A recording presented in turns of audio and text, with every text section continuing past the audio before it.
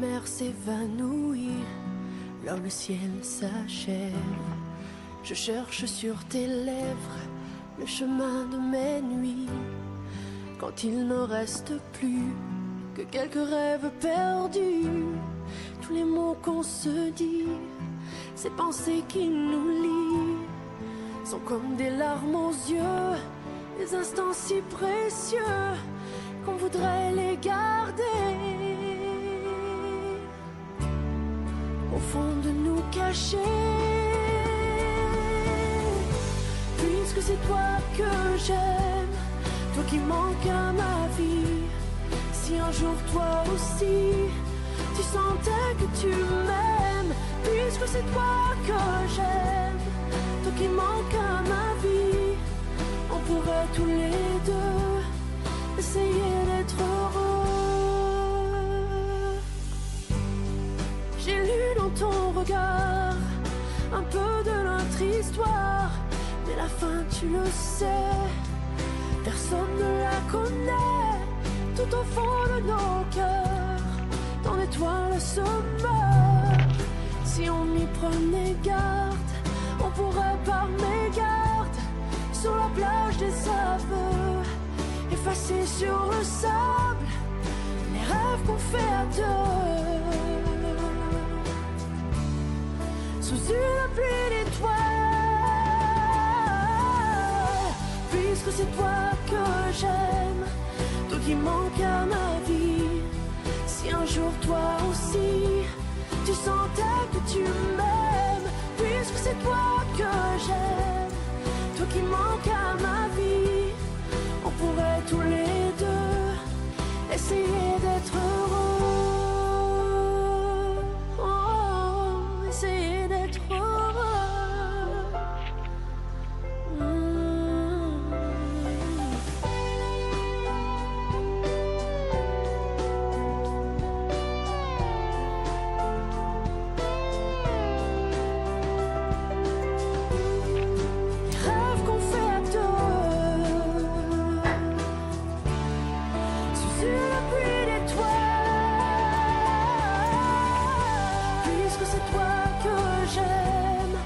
Qui manque à ma vie, si un jour toi aussi tu sentais que tu m'aimes, puisque c'est toi que j'aime, toi qui manque à ma vie, on pourrait tous les deux essayer d'être heureux, puisque c'est toi que j'aime, toi qui manque à ma vie, si un jour toi aussi tu sentais que tu m'aimes, puisque c'est toi que j'aime, toi qui manques à ma vie, on pourrait tous les deux essayer d'être heureux.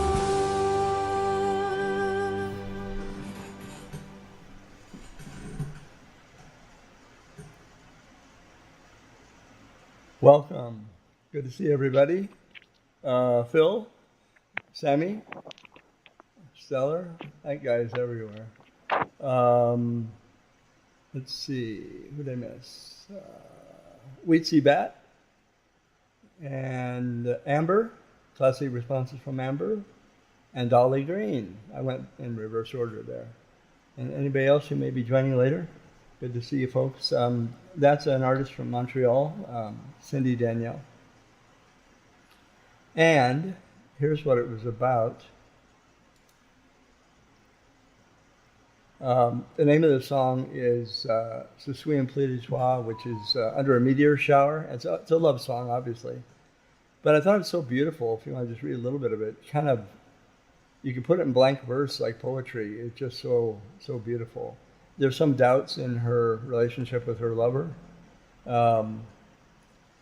She says there, since it's you that I love, you who my life is lacking, one day as well feel like you love me. We could together try to be happy. On pourrait tous les deux essayer d'être try to be happy. And she talks about the fear that on the last part is really amazing. Let's see if it comes up here. Of course, a lot of it's repeated. Pepper, welcome to you. Good to see you. Lisa, welcome to you. I hope I'm not missing anybody. Let's see. So anyway, you still believe in love? I do. But she's a little concerned here. It says here, I'll pause it. I read in your look a little of our story, but in the end, no one knows. Deep down in our hearts, where the star is dying. Like I say, the title of the song is "Ce Souffle Empli d'Etoiles," which is under a meteor shower. Whoops! And if we aren't careful, this is the important part right here. We could accidentally, on the beach of confessions. I mean, isn't this beautiful? Erase in the sand the dreams we made together under a meteor shower. Ce Souffle Empli d'Etoiles. Anyway, I thought it was really beautiful, so I wanted to play that and see if I can come on camera here somehow.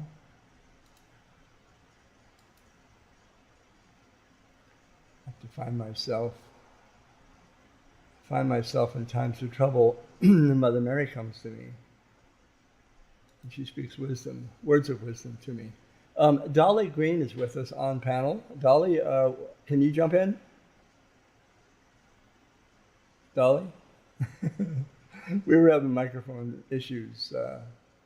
Lady Scrapper, welcome to you. Let's see, Pepper, Dolly's in here, and she is in panel, but I'm not hearing her. I don't know if you guys hear her. So, Dolly, we're not hearing you. Let me type that in because she won't even know if she's not hearing me.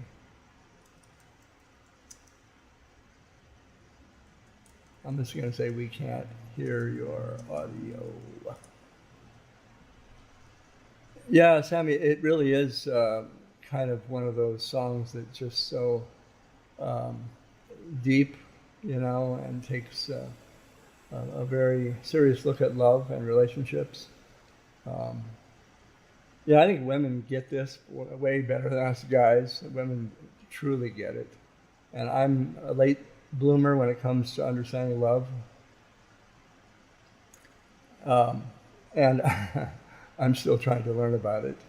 I have so much to learn. I'm not sure what love is, but I know what love is not, which is probably easier to talk about. Yeah. Okay, Dolly, we don't hear you. I'm not sure of why. So you might want to switch things up if you can and see whether... Dolly had a little problem with her microphone. It had to do with water. She's hearing me okay, but I'm not.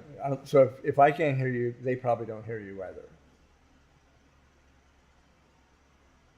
And I should ask, is my microphone okay? Okay, Dolly's will go back out and come back in. Sounds. Actually, everything's good in the universe because the Seattle Mariners won today. So, and our catcher, who's leading the lead in home runs, hit 2 home runs today. So he's 1 short of 50, which is a record now for a catcher. Sammy said, I learned what love is not after 31 years together and 29 of those married. Yeah. Can you hear me now, Stella? Yes. Amen. Can everyone else hear Dolly? Side chat? Just type in, yes, we hear you, or... Go ahead, the Dolly. thing was, I'm not going to be able to, I can't find it on this, I can't find your live on the, on your Stella 911, but I got it on my phone. Okay. Oh, wait a minute. I think I found it. Never mind. Okay, now I'll be able to see the chat. Okay, good. Memphis Mommy Mars, welcome to you. Oh, hey, Mommy Mars. Vigilant is speaking Spanish. We're playing French music and speaking in English. It's a truly universal, multilingual experience. Where else would you find? I'm kidding. Jason, French. Welcome to you. Good to see Spanish. you, Jason. English. Phil. Where we could speak English, French, and Spanish all in one place. Well, and before you know it, we're going to throw some Pig Latin in as well. Yeah. And that will be exciting.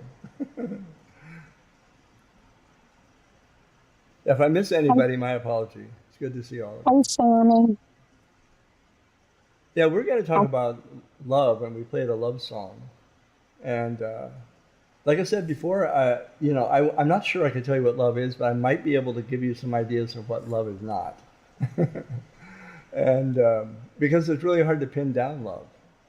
And when you think about it in our relationships, we have lots of interpersonal problems in our little small community online, but we don't always resolve them real well, and sometimes we never do seem to resolve them, or we do, and then something happens, and so we want to figure out if there is something we can do better, and does that fall under the umbrella of love? I would certainly say it would.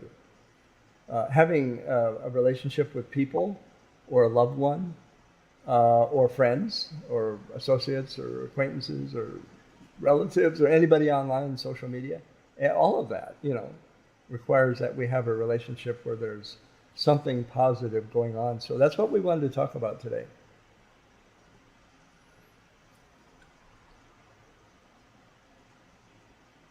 And Dolly is here because she has she's a multi-doctoral candidate for love. We call her Dr. Love.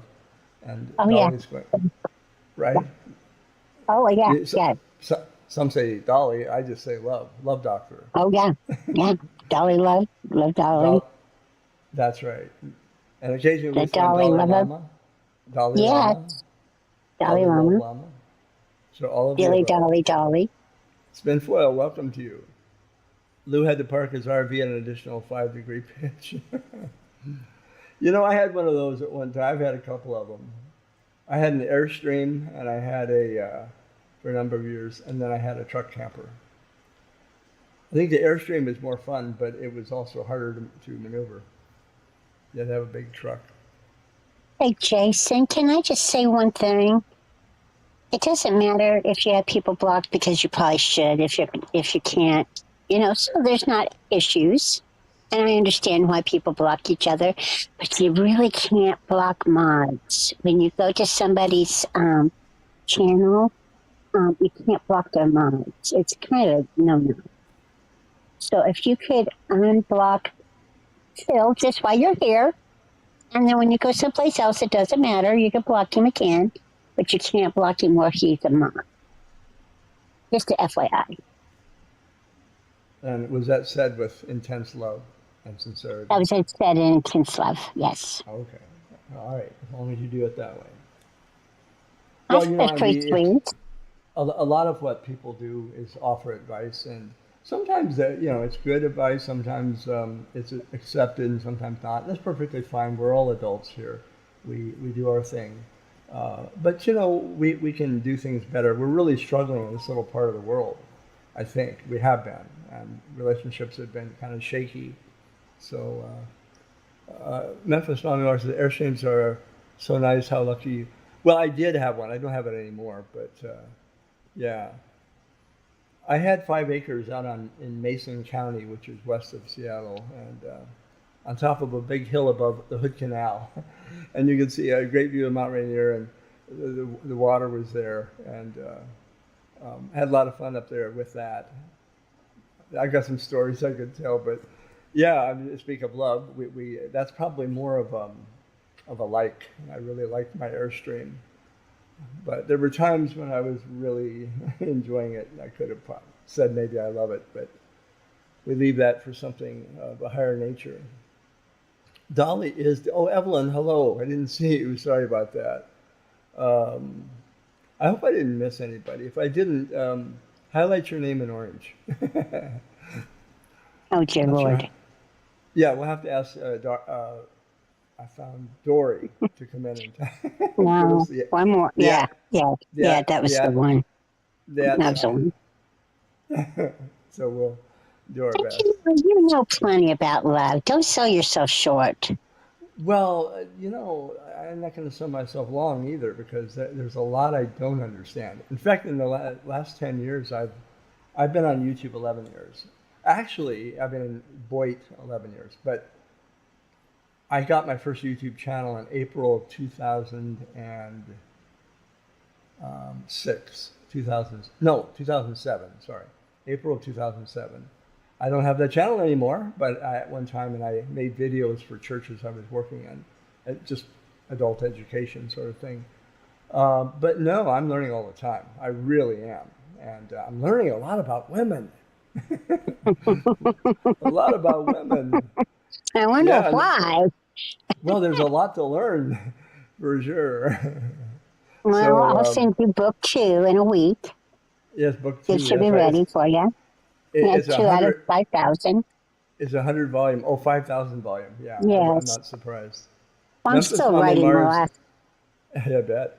Memphis Mommy Mars says we had a safari, sold it already through BC Monthly Storage. Yeah. Well, there's a lot of them for sale. You probably get a good deal about now. I would, maybe I'm wrong. Maybe that isn't true, but there's when the economy is a little bit iffy and shaky, and people are trying to save money, and things are tight, as they seem to be.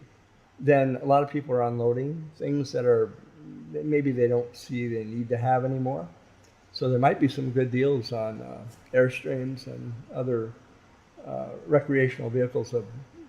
Pepper says, I've been on Oh, YouTube since 2010, active participant 2017 into 18. Yeah, Pepper, I'm glad you said that. People have told me that they have been sort of sandbagging or watching quietly, carefully, cautiously, silently. And then at a certain time, it might be a year, it might be 5 years, it could be like you took a while before you jumped into the fray.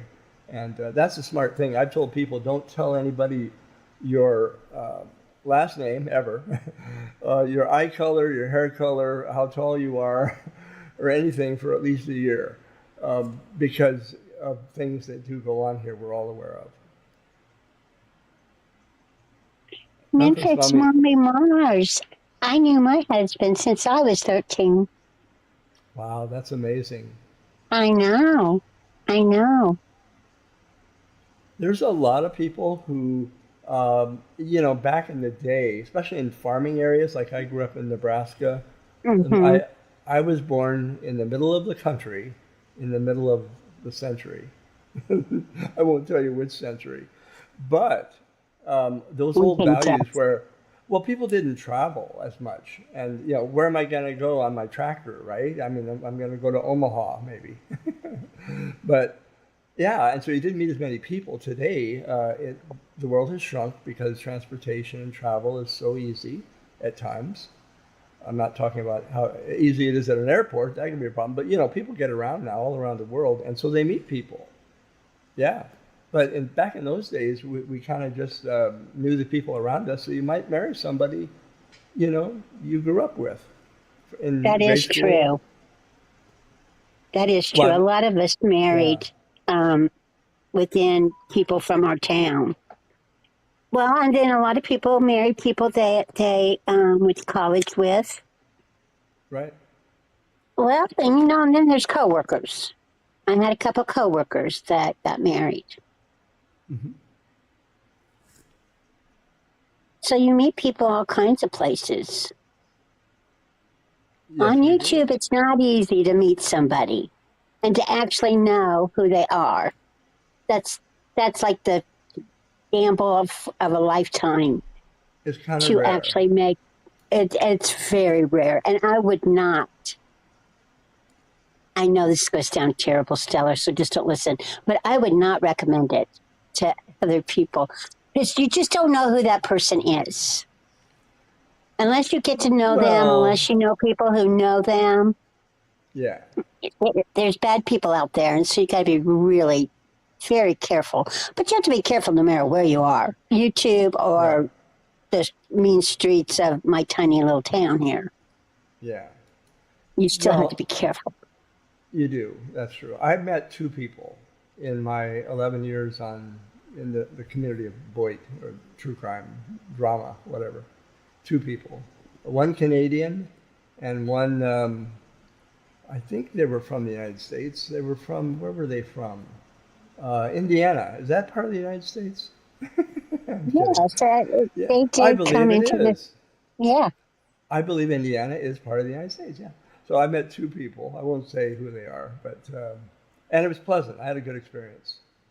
But no, it's very rare and probably more than likely. Although there have been some Boyd meetups back east. There was one. I'm trying to remember what they called it, but there was one on the East Coast. Um, Debbie Lynn had one in was it Greenville, South Carolina? Does that sound right? Greenville, South Carolina. I'm sorry, babe. I'm spaced out. I have no idea what you're talking about. I'll keep listening. Okay. Yes, it was in whatever Carolina you said. Yep. I remember that. Well, I may be close. I might be off by 100, 300 or 400 miles, but yeah, It could be like south or north or. there were YouTubers that actually met up there, and some came up all the way from Florida, others came down from New York State, and I did not make it. I'm way out here on the West Coast. You know, we're practically on another continent. But yeah, I mean, sometimes people did gather together back in the day. I'm not sure if anybody does that much anymore. But yeah, you know, having to do with the topic of uh, is love a little easier when we meet up? I think sometimes it makes us a little more honest, doesn't it? We're not going to catfish each other, number one, are we? Lady Well, Scrapper says there's. go Go ahead. ahead. The No, you most go ahead. beautiful Lady Scrapper and the most handsome Mr. Phil. I mean, they got lucky. See, there's a good example right there. hmm hmm Yeah, and occasionally hmm there's actually more than just the example of Phil and Laura. There's a lot of people who have met up. Maybe we don't hear about it, but social media has become increasingly a gathering spot for people looking for someone to fall in love with, hopefully. So you want to read what Pepper says? Yes. What Pepper said? Yeah, what she typed. I had to get a drink. I can read it. Pepper Lady said, if you're, Scrapper. Oh, I'm sorry. yeah, What do you Pepper want me said, to if you're, start at? no, that's okay. I can do it. If you're on social media, never give your name or personal info, and for the love of God, use a good VPN. Yeah, yeah, and throw away email. I think that's good advice. What's the email called that's rather secure? Proton. Proton email? That would be a good idea. You know, you don't want to marry the bunny boiler. What's the equivalent of that for a guy? What would be a guy bunny boiler? You know, you don't want that to happen. Laura says there's something very beautiful about longevity of a marriage. It really is. And then they say the two become one. Sometimes you finish each other's sentences. Yeah, you certainly acquire a great deal of knowledge, and you know, you begin to learn to love one another. And finally, when you even not tolerate but accept all the shortcomings that each of us has, right? We all do. Then you're really in love. Yeah. In fact, you might even find it kind of cute. Maybe not. Well, since I Uh, have no shortcomings, oh, but the longcomings make up for it, right? Well, that's what they say, but I might be wrong. Pepper says a Google phone number is a good, and that's right, a Google phone number. Um, she couldn't imagine anybody else but her hubby in the rocking chair on the porch. Yeah, isn't that great? It is interesting. never. Go ahead. Well, Phil is kind of scary with like a little bit of Chris Watts and the Benny Boiler, and that's a tiny bit scary. Yes, you will find them on YouTube and on the internet and outside my door sometimes. Not my door because my place is really boring, but the mean streets of any streets, yes, you will meet them. You have a social gathering place right near where you live, and right? I do. It's the Mickey D is right there. So come on. Mickey D's is there, That's and right. we have a little room of our office that nobody's allowed to use because we don't have a manager anymore. But if we did have a manager, we could go in there and play bingo, or like if you had a birthday and all your family came home or came over, you can use that room for a birthday party or anniversary party or Christmas party or what have you. But we can't use it because we don't have a manager. Well, maybe one day you will. I'm Maybe. fascinated by Spinfoil. lose 35-degree parking pitch is starting to affect the plumbing. It might, yes, it might. Um, in my truck camper, I had levels in the doors in the front as well as in the back of the camper. Um, yeah, being level is real important to the flow of water and things like that. I think the older we get too, the weirder, not weirder, the thought of love could possibly be something that you think, oh, well, that was over. I'm done. I'm a certain age, so Mhm. I'm not going to ever fall in love again. And I think sometimes people might miss out on things if they have that in their head. Right. Well, you have to remain an optimist, and you have to jump in. You have to be in the game, right? So you have to jump in there. Jeff, welcome to you. Good to see you. Hey, Jeff. If you're not in the game, you're not going to be able to play, right? You have to come out of the stands, get on the playing field, and get involved in life somehow. Meet people. They won't come to you more than likely. You know. Oh, they come to What? me, babe. Oh, there's a line. I could take the phone right outside right now and show you the line. There's I a line see. all the Oh, way I to Mickey see. D. Mm-hmm. So that's how it is. Okay. Well, They thanks all for have filling bill me in on collector on their little briefcase, but yeah, that. somebody's out Bill, there. I always got those phone calls, you know. I go, hello. Oh, hi. My name's Bill. Oh, hi, Bill. Collector. Yeah, thanks a lot. Dial tone. No, I never had that problem. I had It's a always friend who some did. guy like from another country that doesn't really English is not his first language, and his name is always Bill or Tom or Joe or something like that, and you know that's not his given name. I want to Well, know what his given name is. I exclusively, and I think it must be I won a prize somewhere. I get the only people that I get customer service is from India. That is the I believe only so. people. Right, and I don't know what I did to earn that, and so it's a little tough sometimes understanding. But hey, I'm a global guy. Welcome to you, Sweet Wheat. Good to see you. Who else came in I Hey, sweet missed? wheat. Jeff says hi everyone. I'm almost out of hours on my keyboard. Oh, okay.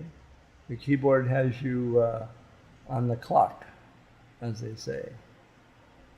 Um, let's see. Here's a nice little saying, and this is probably a little bigger than we're thinking. Right now, we're thinking one-on-one love, right? People. This is about loving in society and community. If I get myself out of the way here. Love and compassion are necessities, not luxuries. Would you agree with this, by the way? Without them, Yes, humanity, well, you can't until it's done red. Humanity cannot survive. So you do agree? absolutely. Absolutely, better you, Without sir. them, humanity cannot survive. Absolutely. Is that better? Yeah, but why would that I- be? Why do you think? Without without humanity, without love, humanity can't survive. Is that what your question is? Well, my question would be, why do you believe that statement? Why do I believe that love, without love, humanity won't survive? Well, Yeah. heck. I mean, do you want to go around being unloved the whole society wise? I mean, there's Do you plenty of people that I love and that I care for. do you think that society looks the way that statement says? Do we look like that right now or not? No, no, I would tend to agree with you, but that's a goal then, right? That's where we'd like to go. yes, At some point, I'm hoping to put out links for anybody else who wants to jump up on panel. Um, I don't know why I'm talking about love, just because maybe you'd think it'd be the most natural thing on earth and yet we struggle with it, right? Don't we? We really do.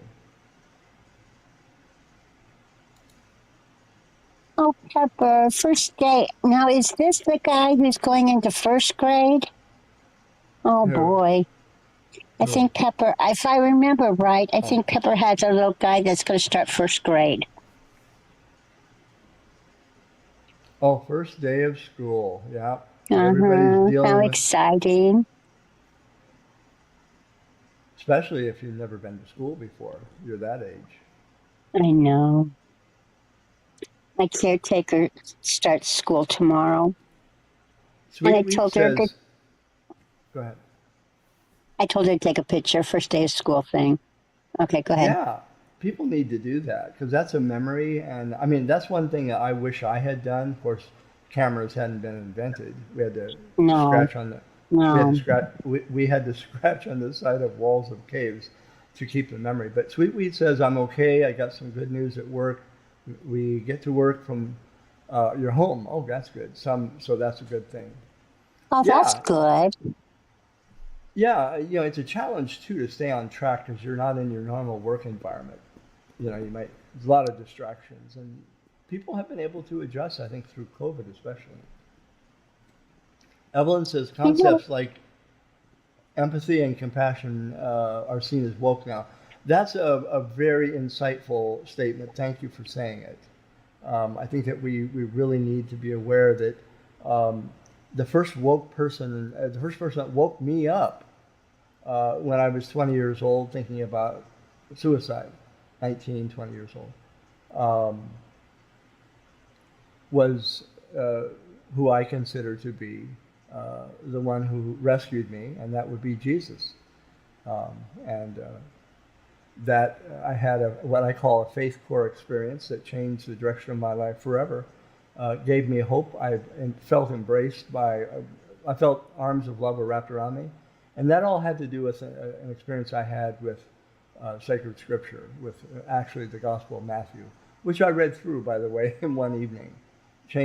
Completely changed my life for the better, clearly, or I wouldn't be here. And yeah, so I think it's really important that we awaken. Evelyn's talking about being woke, and that was my first woke moment. Some call it being born again. I would call it a faith core experience, an experience of faith.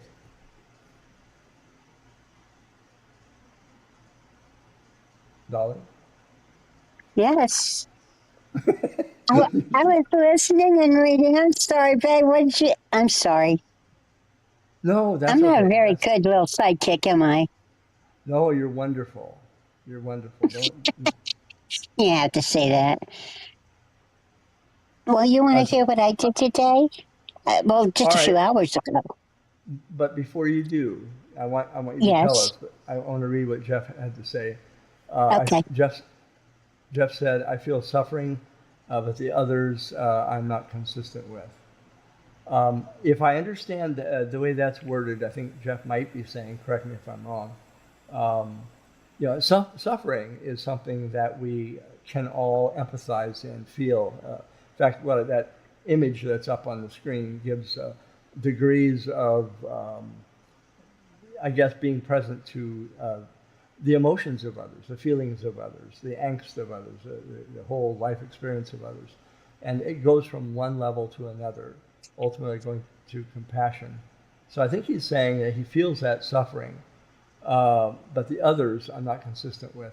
And I think if I understand that, it could be a whole bunch of different interpretations, but here it is.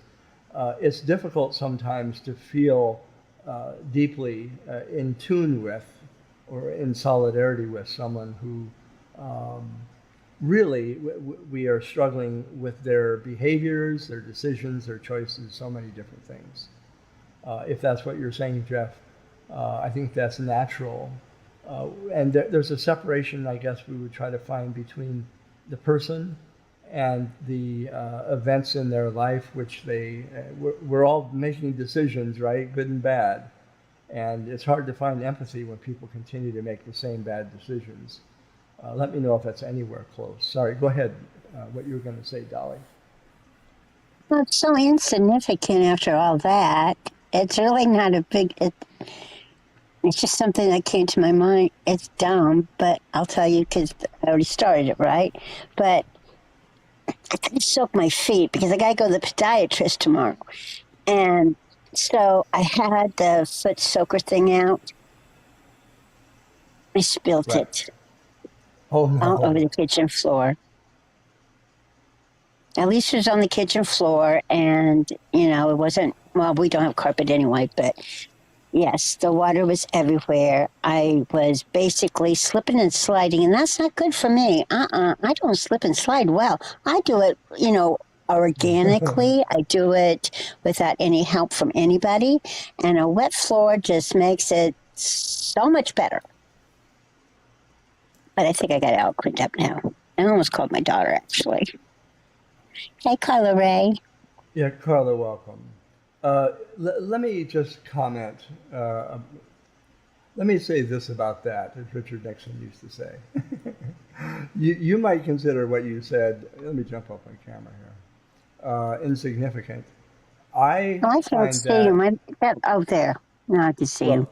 well, what I want to say to you about what you said to all of us, you shared a life experience.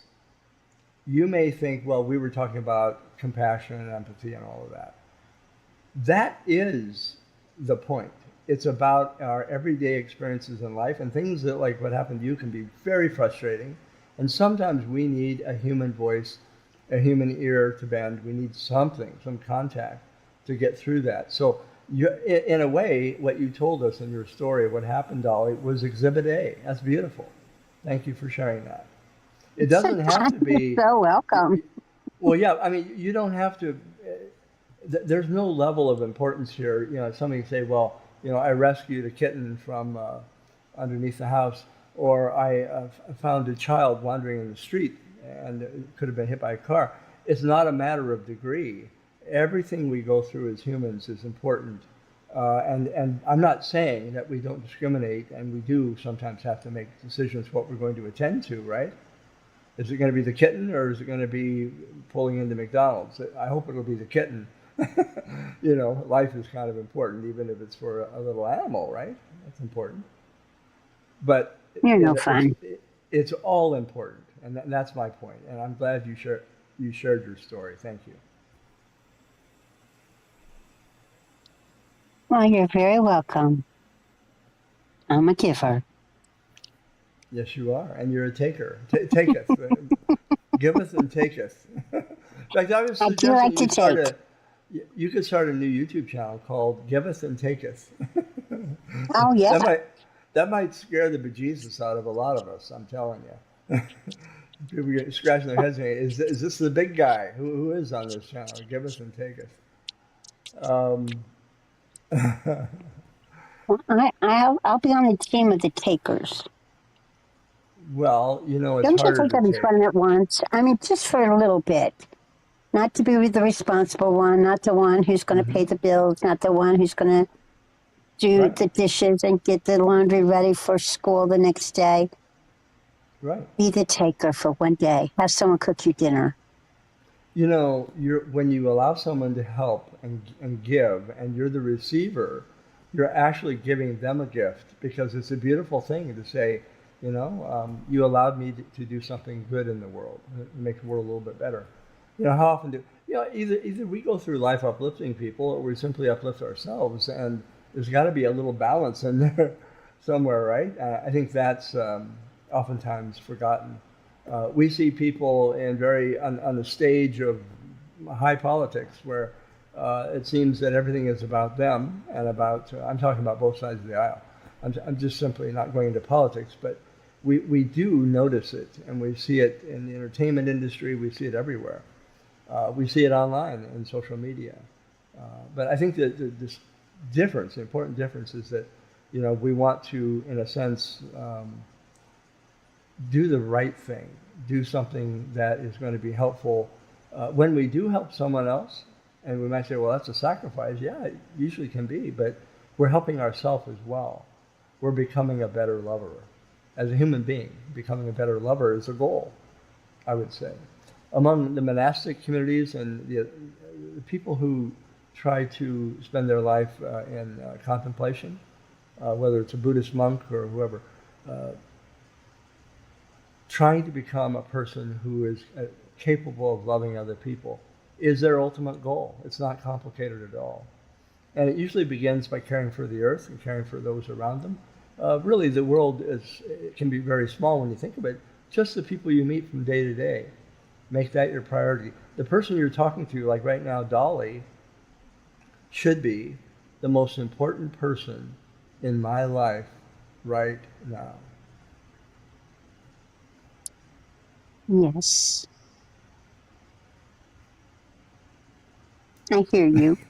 Okay. That's really nice. That was a break for you to join as a lacuna. A big, it That was was very, very, dang, that was almost, dang, borderline romantic. borderline is the word they use Yeah. for me a lot. Yeah, I'm borderline. No, you're a good guy. I wish somebody could help me with remotely of what I'm screwing up on my daily things here. But hey, you know what? Speaking of love, me and Pebbles, Jeff just said that our side hustle could be to giveth and taketh. I think it would Oh, work for me and Pebbles. I really do. if Jeff said that, is that Yeah, the? Oh, he's pretty smart sometimes. this is the name of Dolly and Pebble's side hustle, giveth and taketh. You know Mm-hmm. that it does have a good ring to it. It really It really does. does. Where the heck Well, is Pebbles? look at the inspiration that's flowing tonight. Oh my gosh. I tell you what, Tell me then, what? I'll tell you everything. Tell me the what? I'll tell you what. I just was reading Jeff's last thing. Speaking of both sides of the aisle, I think weddings should not seat by bride or groom sides. Everyone should merge together, for the couple merges two lives into one. Thank you for your Yeah, attention. That really is a great that idea. that's good. Pick a Jeff, seat, Jeff, not a side. I 100% agree with that as well. Dolly obviously does too. I think that, when you become one, you're no longer two. Now, I know that takes time. Many people wake up 10 years after the wedding day, 10 years later, and say, who is that person next to me? And really, it's an unfolding of uh, getting to know not just that person, but getting to know yourself. But it starts with intentional decisions like blending the two families. And I just think that's a beautiful idea. I really like that. I really like I think one of my daughters had a sign like that at their wedding. Something, it was really pretty and it rhymed, but the last line was pick a side, pick a seat, not a side at that. her wedding. Right. And And I thought that was really nice. it is. I'm fond of saying, um, don't take a side, take a stand, and which would be for what is right, regardless of the side. You That might is think you're true. well. We're all on a side, we think, right? What would that be? Well, it might be a political side, or it might be what part of the country you live in, wherever your loyalties go. But some things run deeper than loyalty. And I guess the idea that we would take a stand means whatever is right, regardless of the people involved, the place from where they come from, or any of the other uniquenesses about them, color, religion, culture, and sexuality, any of that. Take a stand for what is right rather than a side. Because boy, I'll tell you, here on YouTube and social media, this community that we've been a part of, people are always taking a side, and a lot of times without even questioning, well, what is the other side saying? That would be a good idea. Hear both sides, right? And that would become a moment of awakening, right? You can become woke by doing that. Dangerous. And I understand what you're saying because right is right no matter who's doing it or who's saying it. And I understand that. And I really want to always stand that way. Well, But it's a even if you were a gradual, dingling, right. if Stella was a dingling, I would still take your side. In private, I would tell you you were a dingling, but in public, I probably wouldn't. Well, it's a incremental movement in our life, which love is, right? And we get won over by it, hopefully, rather than the opposite. So, we be gentle with ourselves and hopefully with other people. And there's an awful lot of trust involved, a lot of sacrifice, a lot of um, openness. I love the old saying. I remember the woman's name right now, but she said, um, we never really see life or things or people as they actually are. We don't see them as they are. We see them as we are, with our blinders on, right? With our filters, with our biases, with our preconceived notions. That's true of everything, not just people. The way we see issues, we have a lot of things that are prejudicial that stand in the way of being open and saying, well, let me give that person a chance. Let me hear them out. And we especially see that politically. You can be a Fox News listener, or you can be a person on CNN or MSNBC or whatever it is, or you're just strictly an online news gatherer, whatever the case may be. And to be able to hear the other side, or there's many sides really, is a stretch for a lot of people. It's difficult for them to do. But if we cannot do it, and we find ourselves struggling to do it, it might be because we have been inculcated, which is another way of saying we've been sort of brainwashed to become so biased that we don't have the wherewithal. And so it's very important when we're struggling in our little social media community that we hear each other out. Oh, did you hear what Stellar said? Oh my God, it was horrible. And then 10 or 15 people say, yeah, let's go and sub him. Let's get him. Get torches and pitchforks. And hey, what did he say? And should we ask him? No, don't bother asking him. No, no. Or you can say that about anybody. I'm making myself the victim here. But it is really important to try to be woke enough to hear all sides of things. If you already have your mind made up about things, if you're waiting to hear what someone will say that sounds like what you believe, that's a real problem. Evelyn says it's important to have people take your side. It's also important for your friends to hold you accountable. Yeah, Absolutely. you think? Yeah. I've Yes. always, I've always felt that if you really have a friend, the definition of a friend is someone who doesn't always agree with you, and when you screw up, f up, your friend will say, "You're better than that. You don't have to do that. You don't have to say that. You don't have to behave that way." A real friend would challenge you to bring out the best in you. Now, a lousy friend would say, "Oh, I'm with you. Let's get them, and I'll help you bury the body, the bodies." No, that's not a friend. A friend wants you to become the best person that you can possibly be, and all of us need challenge, and that's a gift, as difficult as it may be to receive.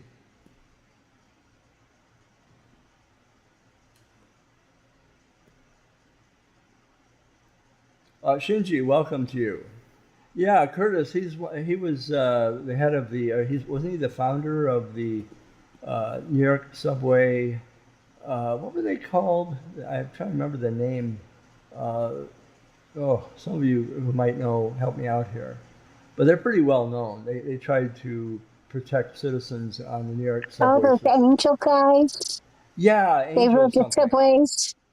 Yeah, what was it called? Angel Guardian angels, or Guardian um, Angels. Thank you. was You're that right. it? Yep, They were I believe it. berets of some sort. Yeah, and he wore the beret. Exactly. Angela Critters, welcome to you. Hey, we Hey, can finally Angela. sit down and have dinner. Angela's got Amen. it. She has it prepared, and you won't believe the feast that awaits us. So, welcome to you, Angela.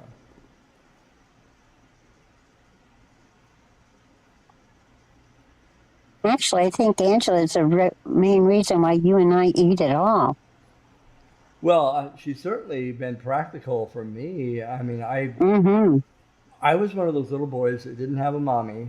My mom died when I was really, really young, and I didn't learn anything in the kitchen. My dad was gone a lot, so I was a stranger to the kitchen, and I knew how to take a can opener or open up a can of beef stew, and that was pretty much a fancy meal for me. So yeah, she has been extremely helpful in lots of things that I've never even learned to do as an adult. Really strange to say, but she has some recipes that are very, let's just say, doable. Um, and the way she does her recipe and food preparation is very easy to follow. That's the beautiful thing about it. I'm giving you a little. I just because it's helped me so much. I think it has a lot of people. So if anybody's looking for some help in the kitchen, Angela is one. That, in fact, maybe we can drop her link. Let's see if I can. My caretaker and I made that cake that you punch holes in it and you put the condensed milk in it, and then like chocolate syrup and caramel syrup and Keith bar bits. You could buy them broken up already. Who knew? And Right. oh my good God. I personally didn't get any of it because I really thought it would put me in my grave. But my caretaker, my grandchildren, and my daughter loved it. So, That's great. There you go. yeah. Uh, I just dropped Angela's link. So, yeah, there she did. What was that today? I can't remember the title. It was a combination that I had not seen before, but sounded really good. Oh, here's Bookie's here. Bookie, welcome to you. Bookie, I've known since day one when I first came on. I think Bookie and I, she goes back a long way. She's Hey, Cookie. yeah. If you want to learn Swedish, she can teach you Swedish. She's a great gal. And yeah, so we've got dinner planned. It's going to be Swedish meatballs, and Bookie and Angela work on that together. And um, Dinner and yeah, a movie. what's that? Dinner and a movie. And a movie after, that would be good. And then you Hmm. can fix, you can do the popcorn for us, right? I'll do the popcorn and the Diet Coke. Well, if we have popcorn, we'll definitely need the Diet Coke Oh, or at yeah. least Well, of some other course. option. Right, Yeah. right. I expect to pass through this life but once. If therefore there be any kindness I can show or any good thing I can do for any fellow being, let me do it now and not defer or neglect, as I shall not pass this way again. And I think we've all heard that before, versions of that. You know, I think it was a Buddhist priest, Thich Nhat Hanh, I think. I'm not sure, but he said something similar. You know that tomorrow's not promised to us, and yesterday is opportunities have gone, but today is what we have Well, isn't today. that a song, that last line? We shall never pass this way again.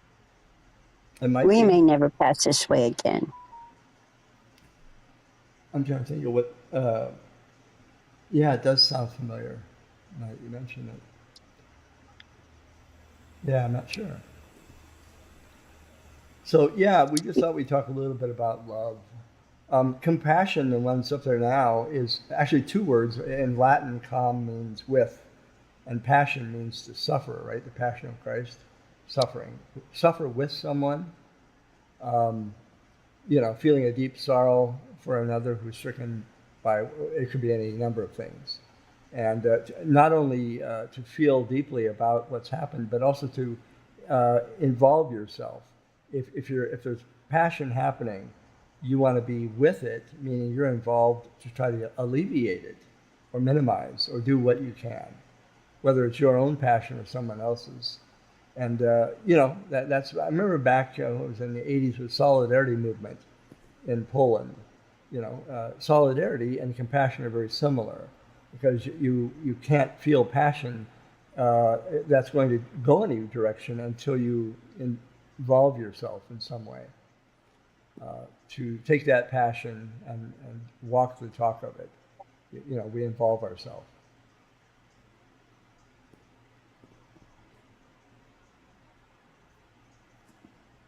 Dolly, are you still there? Well, I think alleviating the suffering is a little hard because a lot of times if someone's sick or someone has passed, someone has lost somebody in their life, True. you have no idea what to say sometimes. And sometimes that's okay. You can sit with them, you can hold their hand for a minute, you can just listen. But it's really hard to say the right thing when someone's very ill or someone has lost their lost a mate or what have you. It doesn't really matter. The suffering is the same, and a lot of times you just don't know what to do. So you could sit there and just be Yeah, open. that's. But I think that is you nailed it perfectly. Uh, we talk by hand, our hands. We reach out, hold someone's hand. One experience I had when I was working um, in a hospital, I was in a religious order, a missionary order, and I was in Hamilton, Ontario at St. Joseph's Hospital, and I was assigned to the sixth floor of the surgical ward. And the charge nurses would give me a list of people where I would do patient visitation. I go around, and some people were very ill, and some less so, but they all had a certain need and felt connected when you were there for them.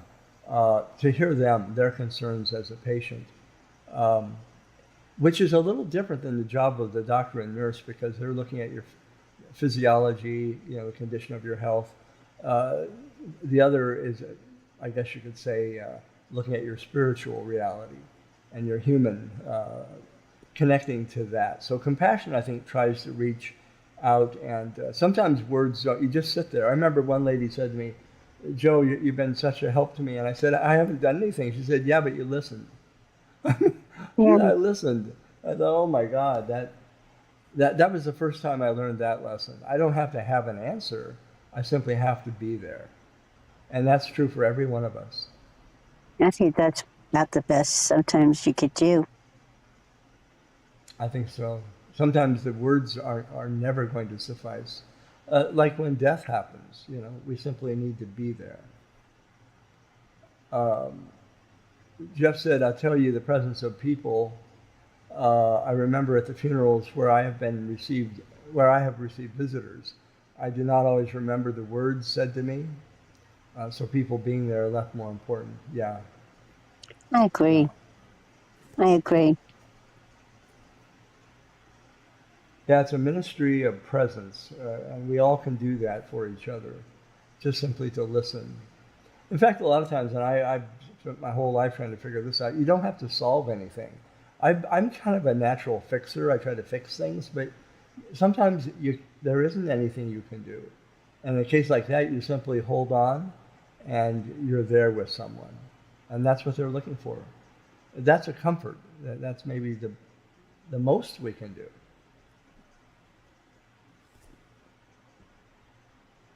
I agree. Well, Dolly, if you can help others, if you cannot do that, at least do not harm them. Now, how about that? What are your thoughts about that? I At suppose least I because, harm them. yeah, do no harm. The Hippocratic Oath, right? Absolutely. I think when people are scared, it's so complex because it doesn't present always that they're scared. They may present that they're very angry or they want to be alone or what have you, but they're actually scared. And until Right. you know if they're just being a butthole or, well, you know what, even if you were just being a butthole, why are you being a butthole? What's going on? And I know when I get really scared, a lot of times and this is really bad, and I do it, and I realize I'm doing it. I will, I'll hide away. That might not be always the bad thing to do, Sometimes Socrates, a famous philosopher, Socrates said there are three rules for in a sense, trying to do something. Are we going to cause any harm? Don't do it. What will be the repercussions? Is it going to actually help someone? There are various things that he was trying to say. What good will come of what you're thinking of doing? Is there any, or will there be harm? And I think that's all very important. Does anybody out there want to jump up on panel? Because I have a link here I'd like to drop if someone else wants to join us. If you do, just type link, please, or whatever you want to say. Yes, somebody come on up. I am, and I'm doing fine. I feel just fine right now. But I am recovering from COVID again. And so if someone comes up, I'd be very thankful. And if you do come up, Dolly's wearing a mask so that you're not going to... Yes, and I hand sanitized. Yeah. So did you? Okay. I gave it to you. Yes, I did. Okay. Jeff says it's okay to be scared of death. I know within a week of my passing, someone will be asking me how to fix something. Well, perhaps, on both sides of the curtain. Well, I heard something the other day about that, Jeff. Somebody was saying, it was rather cynical, but when we die, it may not take more than a few minutes, much less a day or two or a week, for people to have moved on. Some people will be turning on the TV set. They'll be throwing back a cold one, whatever the case may be. But the reality is that is not really an insult to any one of us. When we die, life goes on. When my mother was on her deathbed, she told my dad, she made 3 promises to him. He had to promise to her when she was dying. And one was to get married again, which I always thought was a real sacrificial statement. Life will go on. She will be in another place waiting for him. He's young, his whole life ahead of him. Live your life. Don't live in the past. And, I think that's the way we have to look at things. Life will go on, but we can make a difference of whether our life has some meaning. Just do the really important work of life, which is trying to be kind. The Dalai Lama said, kindness is my religion. Just kindness. Not complicated at all. As difficult as it might be, but yeah. Being kind to people that are not always easy to be kind to.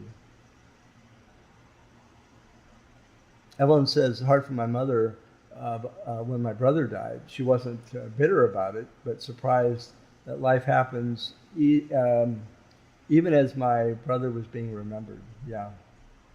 Thank you for sharing that, Evelyn. My father was the... Go ahead. My father was the first person that I lost that I truly loved, that I truly knew. And I remember driving from the funeral home to the graveyard, and we go down Main Street to get there. And people were walking out of the drugstore and talking on the street, having a coffee, talking with somebody else. And I remember sitting in the car looking at them thinking, don't y'all know what happened? I mean, the worst thing on earth possibly could happened. How can you be out there drinking a cup of coffee or something, or visiting with your friends, your coworkers, what have you? But that was my first loss of somebody that I truly loved. But I have no idea where I'm going with that.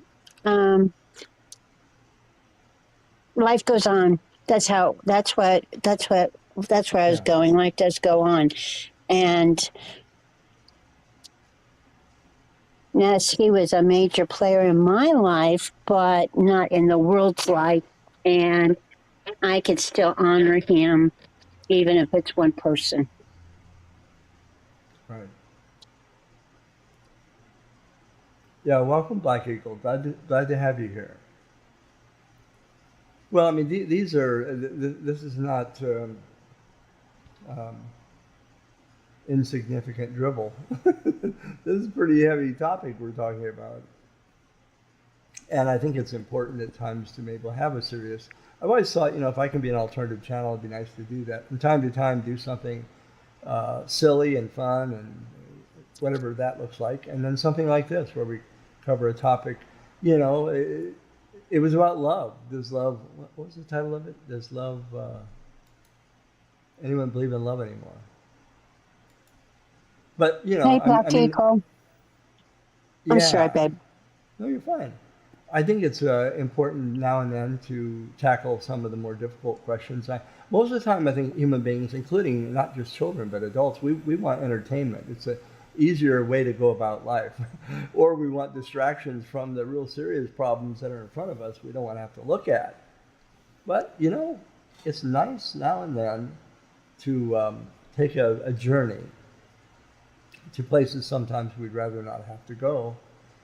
Because ultimately, if we learn from them, if we come awakened, we can really benefit from that. Be well worth our investment.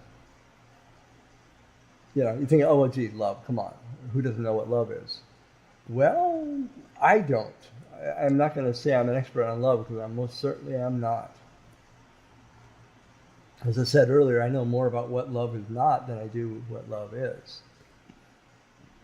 I think maybe the best example of love, and I don't Bible punch and proselytize and talk about religion really that much, but I think that St. Paul kind of, if I could find it here, put it most succinctly. Here we are. Yeah, love is patient, kind, it doesn't envy, it doesn't boast. What's interesting, put your name in front of that. Carla Ray is patient. Carla Ray is kind. Memphis Mommy Mars does not envy. Memphis Mommy Mars does not boast. Jeff, is not rude, is not proud. Angela Critters is not self-seeking. Angela Critters is not easily angered, and so on. Put your name in front of those, which gives it a whole new level of meaning, because we're called to reflect those values. In fact, if someone were to say to me, Joe, what does God have to say about love? I'd say, well, that's our best now present insight. God is love. And that's as far as I could take it. The rest would be commentary, I would say. We've been created out of love. We're intended for love. Our destination is love. And how do we go about it? Well, this is St. Paul. I'm not always a big fan of Paul, but I think his letter here in the Corinthians really was a home run.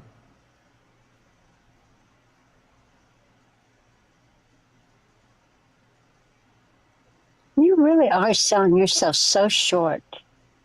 What? I'm not that short. I'm not. I told you. You're I'm such a dork. I'm You're a 7 dork. feet. I'm I 7 know feet, you. 6.5 You. inches tall. I have a friend who's 6'11". Actually, I do. I'm 6'3.5", but I look up to him. He's a big guy. I remember one time he was in the, I don't know, Safeway or one of these grocery stores, and he was walking down the aisle, and this lady didn't see him, and he was behind her. She turned around and she screamed. He looked like he was a monster or something. He was so big, really a large, not a small person at all, and had a big heart as well. Evelyn says, Stellar, I'm not religious, but this is the definition I used to remind me of what love is. Otherwise, it's so easy to negotiate and act in ways that aren't loving. Yeah, and Evelyn, I'm not that religious myself. Religion comes from a Latin word religio. It means to bind back. I'm not interested in binding to tradition. I'm interested in exploring the future. And as far as I'm concerned, I think religion is a place where we can go to. It's like a school where we can go to learn. But it's not. We have to graduate at some point and walk the talk and live that life. So I think St. Paul's admonitions here about love are really good as a starting point. And if we do these things, I don't think they always, the one who stamps our hand, you get your hand stamped into the club. The one who stamps our hand to get into the club of heaven is really the poor. What you do to the least of these. So it's all about activity. It's all about love. What we do to each other, what we do to the least among us, especially. But love. It's about relationships and how we treat one another. And if you do that, you don't even have to worry about going to church. You're in church. Life is church, right? You're giving. The word Eucharist means to give thanks, and we give thanks for each other when we do good things for each other, and we're willing to at least try to do that. And sometimes the door gets slammed in our face, but we have to continue to try. And that's church, the church on the street, right? When we live this out in our lives. No side shame, Dolly. Easy. It is. Evelyn said that, or believed that something is love when it's not. I Right. think love and lust can be confused. Okay. Do you want to elaborate You on that? really, you think you love somebody, but actually you're just in lust. Oh, The yeah, love yeah, part, yeah, yeah. yeah. Oh, boy, And that's big. That's big. Did you ever hear the story with a little boy and little girl? I think they were like 8 years old or something, 9 years old, and they were talking to their parents, and the little girl said to her parents, they asked her because she had told them that she met this boy that she likes at school, 8 years old, right? And parents said something like, "Are you in love with him?" And you know what she said back to her parents? but No, I'm in like. I'm in like. I'm not in love. I'm in like. I you like tell him. me that. I know, isn't that beautiful? And that's the Well, it really distinction. confused me for quite a while, though. Well, if you like someone, what is it you like about them? If you love someone, a lot of that seems to, I wouldn't say dissipate, but something else comes and replaces it. Love will cover a multitude of situations. You may not like someone that you're with, but if you love them, that that that envelops everything, the good with the bad. But yeah, she started off. She said, "I'm in like," which was right on target, right? She's not in love. She's in like. Eventually, it might get to love, Well, and at I think a 8, lot of I was going times. to marry Davy Jones. So Oh, you like Davy I knew Jones? what love was at 8. Oh, yeah. Yeah, Davy Jones. God rest his soul. I was going to, I know. What was the big song he sang? Do you remember it? I'm trying. I can see him with the monkeys, right? And Yes. Daydream Believer. Is that one? No, No. that was one of theirs, but that wasn't his. He Oh. had Valerie and Oh yeah, yeah. Valerie. Girl or something. Oh, I can't remember what else, but I was going to marry him. Well, do you think it was because of like or love? At my 8-year-old, Yeah. my 8-year-old heart, I don't think it was lust. I believe it was pure love. Okay. I'm not It gonna. was I'm not not gonna. lust. I'm not gonna challenge you. Carla Thank Ray you. says, "I most certainly need to be a better person. I do say things I regret." Carla Oh, Ray, God. that's a moment of honesty. I love that. What you just said, a lot of people would struggle getting to that point. It requires humility, and you have the humility to be able to say, I am far from perfect, and I certainly am as well. That's a wonderful starting point. It really is. I I mean, do. I have, imagine if you were lining up in this big line getting into heaven, right? And you happen to pick the place in line, and right in front of you is Mother Teresa of Calcutta, or Albert Schweitzer, or somebody. Oh no, St. Peter's going to hear that, and then I'm next. Yeah, we can do better. We can make improvements. Sorry, go ahead, Dolly. I say things I regret all the time. A lot of times out of anger, and I don't like that about myself, and I try not to because you really do hurt people, and then you regret it forever. I do. I regret. Right. That's right. Jeff said his son is 5 feet 14. I like that. And Lady Scrapper, my favorite brother, is 6 feet 10. Yeah, that's getting up there. That's getting up there. But in the NBA statistics, that you might play center, you might play power forward.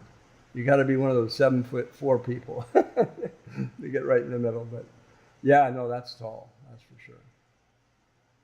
Evelyn says, I think if we lose sight of what love is, we may even confuse abusive behavior as love. Yeah, that's very true. And, we need to rewire the brain for that. And, I don't think anyone's born, I could be wrong, psychopathic or sociopathic. But I do think that, like racism, that people aren't born racist. That's an acquired disease. And our minds can become diseased. And things happen Well, I to think us. sociopaths to be born that way. Well, and that's possible. I think the wiring, we need maybe a neurologist to weigh in on that. Anything's possible, yeah. There are people who are wired differently. I've read about psychology talking about Ted Bundy, and then they compared with somebody else who had the same sort of wiring issues in the brain, which could be tending toward psychopathy. But something tripped, who did I say? Ted Bundy. In that direction. Some experience tripped Ted Bundy. The other person who didn't experience those negative life experiences remained in the realm of normalcy and maybe didn't become monstrous. So, but again, we're just on the the forefront of learning about the human brain. There's so much we don't know. Let's see. Jeff says any connection where there is love needs constant maintenance and work. To think otherwise is foolish. Yeah, it's a process, heavens. Jeff. I Oh, yeah. agree with you. Absolutely. It takes hard work.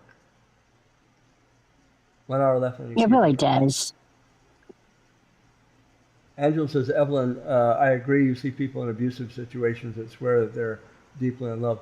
Yeah, and the police see that all the time. The most dangerous situations where you have domestic violence, somebody comes in, a policeman or a policewoman, and they know that if you try to break up an abusive, physical altercation, they may both turn on you.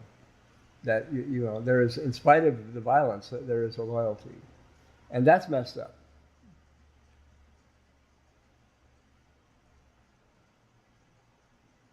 Some confuse love with manipulation and control, Memphis on Mars. That's right. Yeah, it's sad because that seems to me, I think the most of us probably so far from what love actually is all about. Love is liberating. Love is free. Like I say, set it free. If it comes back, it's love. If it doesn't, you never had it. And love is, what requires, the conditions for love requires freedom. Human freedom of choice. Freedom of decision making. You can't be arm twisted. God's not saying, I want you to love each other and love me, and if you don't, I'll strike you dead. Well, that's coercion. And, the lower life forms are programmed to act instinctually. We're on the top of the chain here of life forms. So we have something, it's in the image of God, and that's the capacity to love, because God is love. But when we fail to do that, that requires us to take a moment of reflection or a lifetime of reflection and see what's gone wrong. And sometimes when things go badly wrong, we need the help of maybe there isn't a solution for everything. They say pedophilia there is no real solution that we know of yet. And I'm sure that's true for other conditions that are very severe, in psychopathy.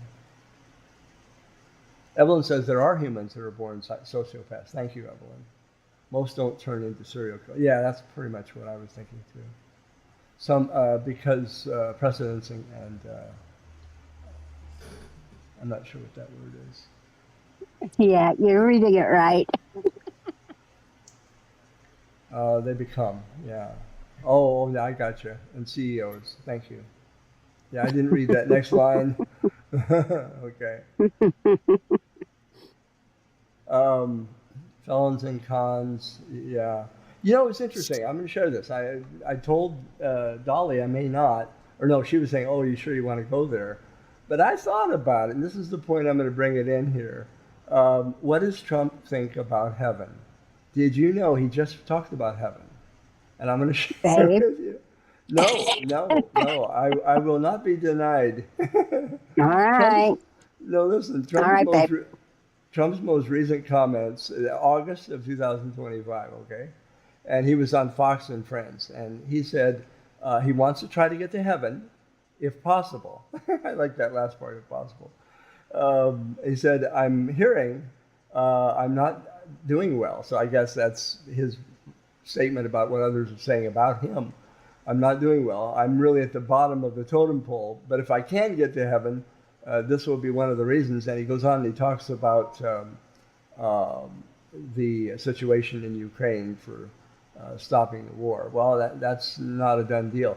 I'm not sure stopping a war is what gets you to heaven, but that's his thought, right?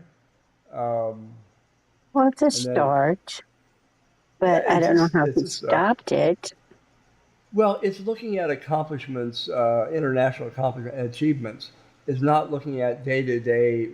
You know, if you look at a decision made by Congress or the executive branch, where it injures the poor to an intolerable degree, you know, where you have various cutbacks and people are, the American farmer being a good example, not able to do what really they're doing for the whole country, and some of them having to go belly up. Then you have to ask yourself, how well did you do? The litmus test is very simple. Matthew chapter 25. That is the litmus test, I would say, because it says what you did to the least of these. I was hungry, thirsty. You know, I think I had let's see if I have that somewhere handy. I may or Oh, may Jeff, not. that is so funny what Jeff said, but go ahead. No, go I ahead and didn't mean read to it. interrupt you. Please read what Jeff Jeff, said. the alternative is becoming a couch in J.D. Vance's house for eternity. Gotcha. Yes. Gotcha. I thought that was funny. That is. Okay, here's the little passage I wanted to show you. Reverend Benjamin Creamer said, "I was hungry and you cut SNAP," right? Supplemental Nutrition Program.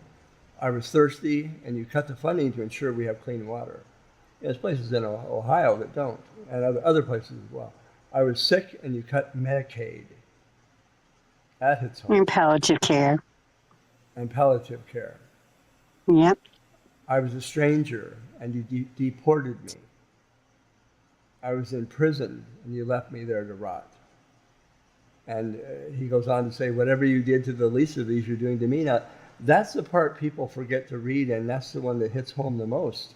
You know, the way we treat each other, including people online. I mean, you know, I could think of, and I'm sure you could think of people you don't care for. The way you treat them, the people you don't care for, you're treating Jesus. That's what he's saying. What you do to the least of these. Think of the person you like the least. and how have you treated them? Well, you're doing that to our Lord. And I don't think that I'm reading this wrong. I don't think this is hyperbole. I think this is letter for letter right on target. Anyway, very, very The important. thing in prison, I guess you got to read it all the way through, maybe. There's some people that belong in prison. That Daryl Brooks that ran through the Christmas parade with his car and killed 6 and injured 65 more. I mean, he got 1,000 years, and he deserved every minute of that. But I suppose if it says I was in prison and you left me there to rot, instead of maybe bringing the gospel to him in prison or other type of educational things like that. But there are some people I wouldn't mind being in prison forever, and he's one of them. Well, and our Charlie motivation, Manson. yes, I wouldn't but our help him. I wouldn't do anything to help him. right. But would you say your motivation is to protect society? And if there is any rehabilitation, wonderful. but we can't count on that. So we want to protect No. society, keep society safe. Right. Our So motivation isn't to some make people I don't someone care about. right, but that our motivation shouldn't be to do evil back when we think of it, no matter how evil people can be. It might come as a surprise. I've said this before, and when I first heard it, it was kind of a shock. Do you realize that God in heaven and Jesus of Nazareth, God's Son, loves Ted Bundy or Charles Manson or anyone else, John Wayne Gacy, anybody else you care to mention, Pol Pot, Putin, you name it, loves those people just as much as he loves his Blessed Mother. In fact, you can put Satan. How is it that God could love a fallen angel named Satan as much as he loves his own son Jesus or the Blessed Mother? Is that possible? Apparently, it's true. Because God is beyond us. We don't see the possibility of doing that. That's because we're not God. But that was when I first heard that was a real wake-up call to how immense, staggering, amazingly loving God is. The last meal Jesus had on earth, the Last Supper, the guest of honor, would sit at his left. The most important friend and most important person of all would sit on his right, which would be John, the beloved disciple. But on his left, the guest of honor, do you know who that was at the Last Supper? Who was that, honey? The one who dipped his bread into the dish with Jesus, shared his meal with him. Do you remember who that was? No. The apostle that betrayed Jesus. Oh, Judas. That kind of love, where you'll share your meal with someone who's going to betray you and have your life terminated. I mean, that's just staggering. None of us can even, I can't imagine it. But that's a prolipsis or a vision of what God's love is for us. It's hard to believe. We want to make God in our own image and likeness. And when we have God angry and judgmental and mean-spirited and punishing and abusive, then we've made God into our own image. God is far beyond any type of love we could even begin to understand. Maybe Jesus, maybe Jesus was a great enough man that he dealt with Judas like that. But I don't think as a human I could do that. If I knew someone was going to assassinate me or have me kidnapped or whatever, if I knew someone was meaning to hurt me, I don't think I could do that. I don't think I could go, okay, here you go. Well, we're still buddies. I don't think, I'm not Christ-like. Love, well, you are more than you think. You told me not to sell myself short earlier, and I'll say that to you now. I think it's very important to realize that we're an unfinished product. We're a stone that isn't polished enough yet.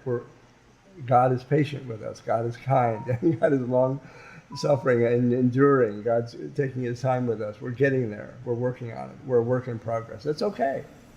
It's okay. We're not loving the bad behavior. We're loving the person who has fallen short. Evelyn says, I was in prison, you left me there to rot unless I'm a J6er, January 6th, or Ghislaine Maxwell.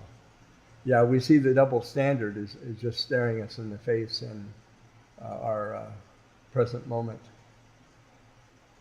Phil's holding his tongue. Don't worry about that, Phil. Let it out if you want. Evelyn, just Trump's thirst and focus on retribution tells me that he does not follow the Bible. Well, he was asked if he understood the Bible and what his favorite Bible passage was, and there was... I remember that. Yeah, there was silence. He couldn't think of one. It was his first, when he ran the first time. It was after a debate. Right, I remember that too. I'm not sure with spin foil. That might be another conversation you're having with someone, so I won't comment on that. Don't hold your tongue. One Satan wasn't fallen. Jeff says Emmanuel Haro, the 7-month-old boy missing in California, may still be alive if the father had never been released from his first offense. Yeah, I think that, we have to have our wits about common sense, right? People say not very common anymore.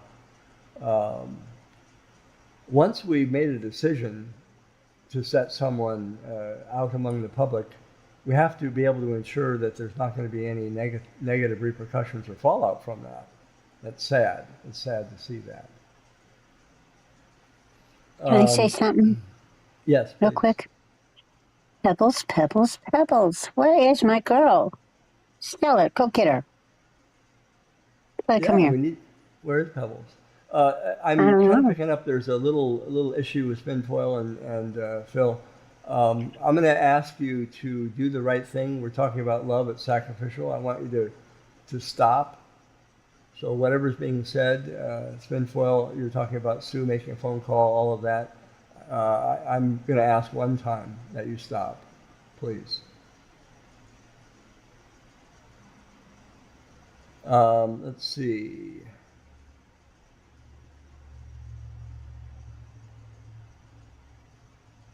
Yes, I was taught to pray for my enemies. Yeah. Well, and as a child who grew up in the 1950s, we prayed for the conversion of Russia. It wasn't Russia, it was the USSR, but we said Russia when we prayed. After Mass, we would have a whole litany of prayers for the conversion of Russia. And here we are 65 years later, and Russia is, still, run by I remember it was Cuba. a murderous dictator. Well, They Cuba, yeah. yeah, that was a real concern as well. Yeah, that was at the height of the Cold War, and we were really concerned in the 50s about that. We were part of the duck and cover generation, right? Oh my gosh. What? In Southern California, that's where I lived as a child, and things weren't real good, with Cuba and who have you. And anyway, all the curtains, all the drapes in schools and in homes were lead lined. So when they were closed, it was blacked out. So nobody could see any lights if the plane was flying over. And second of all, I think I was going to keep the radiation out. So in school, they just had us get under our table with our little hands on our heads. I guess we were just kissing our asses goodbye, actually.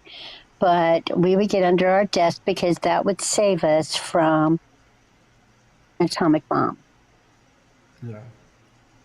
I guess, what else could you have done, though?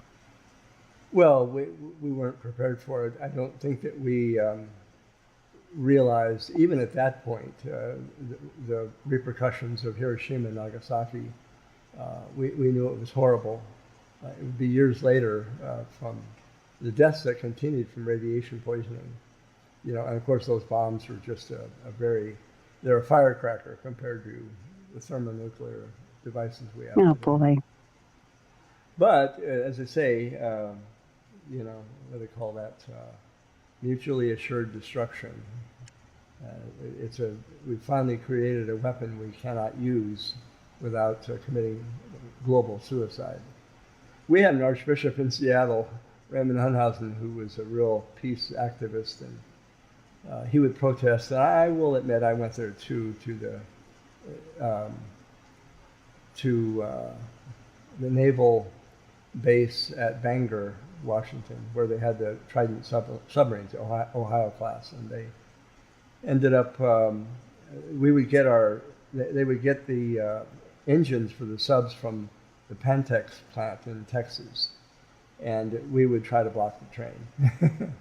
And he referred to the Navy base at Bangor as the Auschwitz of Puget Sound. Puget Sound is the area where I live.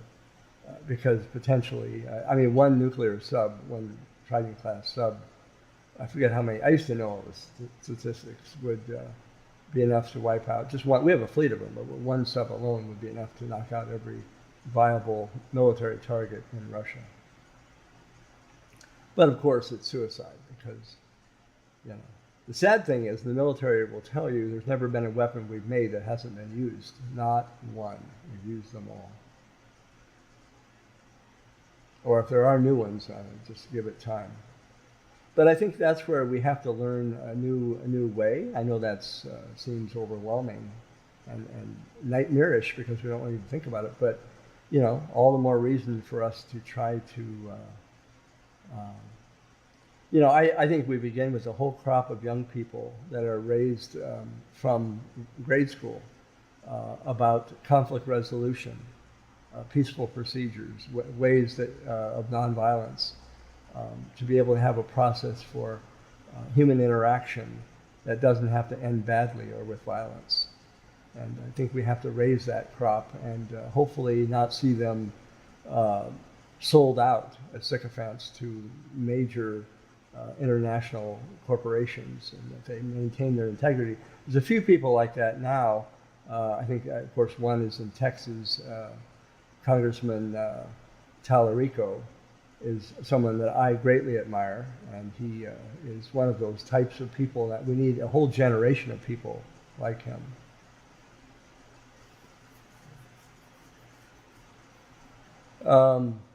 Hey, I gotta tell you, I have a link here for anybody. Just type in link, and I will send you a link and have your name next to it. The program I use is Australian. It's vMix, and it isn't one size fits all. You have to have your own link. So if you don't mind, just let me know if you want to come up on panel. I'd love to have some people come up and join myself and Dolly, and I'll put a link out there for you if you'd like to. You know. Yeah, James Tallarico. He's extraordinary. He still has his integrity intact. He hasn't been bought out. And I don't see that happening anytime soon.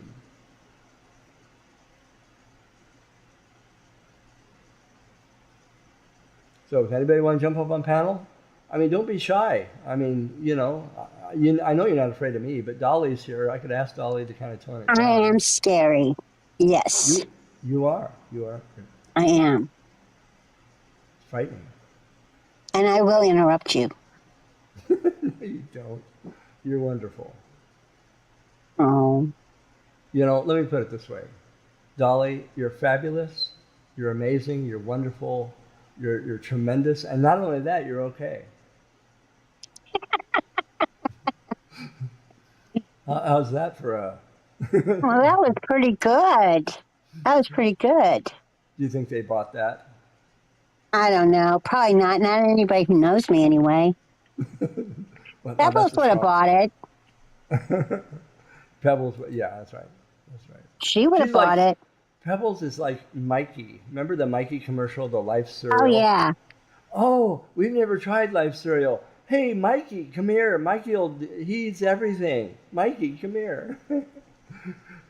We were looking up Mikey the other day. I thought, he's all grown up. He looks the same, doesn't he? Like you could still know that was him. He does look a lot like that. That's right. Mm-hmm. Other than the mustache, Mikey didn't have... He had a milk mustache one time. Yeah. Yeah. And the three Jeff, kids and wife. And I'm not buying the shy, but Jeff, if you'd like a link, please, I'll drop one here. I just don't want to... I don't care what Black Eagle's doing. What? I mean, Black Eagle, what you doing, sugar? I'm not understanding any of your writing, and... It's a code. It's a secret code. And evidently it is, and I'm just not supposed to get it. That's okay. Well, maybe she'll elaborate a little bit. You know, there was an interview with Peter Paul O'Mary, and he said sometimes when you're listening to a conversation, you stop paying attention. And he said when that happens, you have this dumb look on your face. He says, just come up with something like, you know, that's an amazing statement you've made. Could you elaborate on it just a little bit more? You have no idea what he said. Oh, So hell, Black you do Eagle, that to me every night. well, I'm consistent, but Black Eagle, if you wouldn't mind elaborating just a little bit more. Just because I really want to know. And Jeff, you are a shy man, and I appreciate that. That's right. You know, I went to a psychotherapist one time and I said, I'm shy. You know what the psychotherapist said to me? Oh, you're angry. And I said, no, I said, I'm shy. Weren't you listening? He said, of course I'm listening. That's my job. He said, no, you're shy, meaning you're angry because where did your shyness come from? I go, oh, tell me more. So he went on to say, yeah, people aren't shy off the bat. You know, example, I've had kids come up to me at church. You know, they know I work used to. I'm retired now. And they'd run up to me and look at me and stare at me. And their parents say, oh, leave Mr., you know, alone. He's doing his thing. And then they got embarrassed and shy and they never did it again. It's like they're trained to be shy. Shyness comes from oftentimes embarrassment or put down or something along those lines. And it's real highway robbery of a child and their innocence who are just wanting to, they're curious by nature, right? You're very reserved. But you know, I understand that now. I don't think I ever understood that before. But I'm like shy with people who are like my classmates from high school. Mm. I am very shy around them. And I think it's because, well, you know, we all have negative things from high school. And I don't know. I get real shy around them. Yeah, a lot of it, high school can be brutal or in middle school. Oh, yeah. Absolutely. Should we take Well, a I was 2-minute? the only person there with 2 car seats and baby seats in my back seat in my car. So, I mean, it was a lot of fun. Oh, yeah. Yeah. But Should we my take a boys are two, cool. should we take a 2-minute pause for the cause? Sure. When I try to phone, they say you're not at home. I don't believe that it's true. And when we fool around, you always put me down. Now what am I supposed to do when you won't dance with me? And you won't hold hands with me. And that's not the way to be. Girl, you're treating me bad.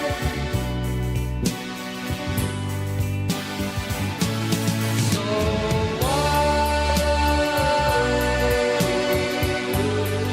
should I bother to try? And why should I cry when you don't want my love? When you don't want my love?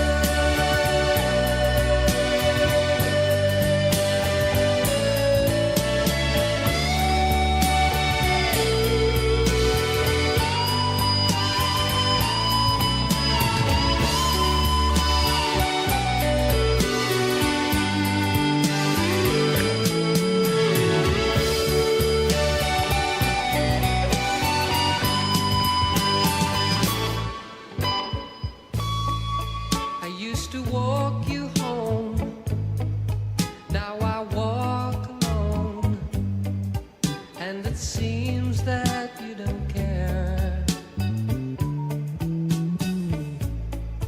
And when we're at school, you say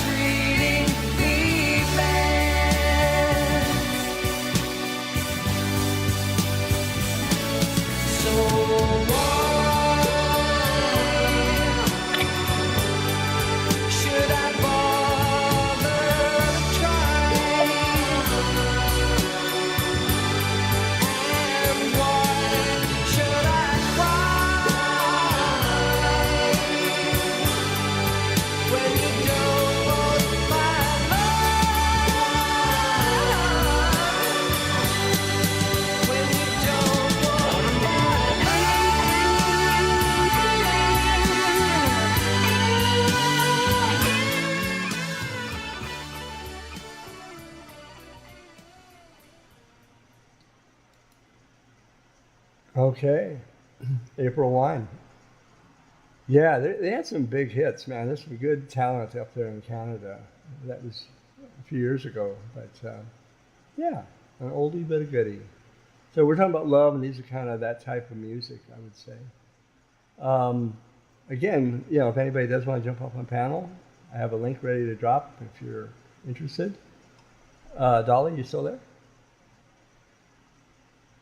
Dolly.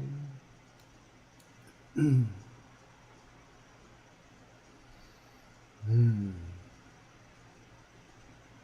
I only got 23 of these slides, and we're on slide number 7, so we're not even a third of the way through. But anyway, we shouldn't exhaust the discussion on love and how to go about it and best practices and things like that. My humanity is bound up in yours, for we can only be human together. Desmond Tutu, yeah, from South Africa. At a place like that, you would have to think, yeah, there probably has been a lot of mighty lessons learned. Um, we're in this together because the alternative isn't pretty at all. Dolly, thank you, Jeff. Are you there?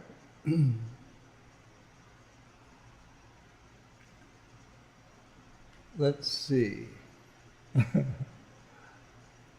Where am I at? Where did I go? That's not it. Stellar, where's your image? Yeah. My dog is all over me. She wants food. She knows dinner time, and she gets it to the minute. I'm actually about 30 minutes late, or something like that. Jump back up if you like, Dolly. We're probably going to wrap up here pretty quick. I'm just looking to see what we've been on for. Where does it tell you that? We're still alive, right? Oh, hour and 48 minutes and a half. Okay.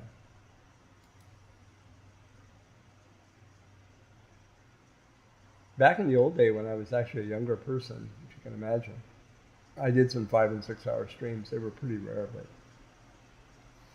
I'm trying to remember the old software Can we you hear me used. now? Oh, yes. Perfect. Oh, good God. Yeah. Why What'd would, you do? oh, can you still hear me? Because I just screwed up something, I think. Yeah, I can hear you. Okay. That song was sad. They weren't together. I know, but that is the story of our life. There is sadness, No, right? it is not. I'm having a happy ending. Well, By no, God. no, that's right. Nothing wrong with a happy ending, but there's some sad moments in between, right? They say rough seas make good sailors. Sad moments can be helpful. We learn a lot. Well, I learned to dance with you. That's for damn sure. There you I go. mean, that's so sad. What? That's all it took. I don't Yeah, know. Google I don't know. Hangouts. That's Evelyn. That's right. Google Hangouts. Yeah, we could go on forever on it. I remember a guy in New York City used to be on, I think like a week at a time or so. Some of these people back in the day when everything was kind of experimental, and I think people were able to do things back then they can't today, but wow, just amazing.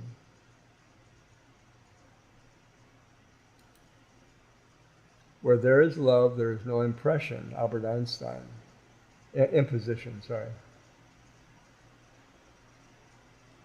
Yeah, and I think that's that What whole would idea. Albert know about love? I mean, he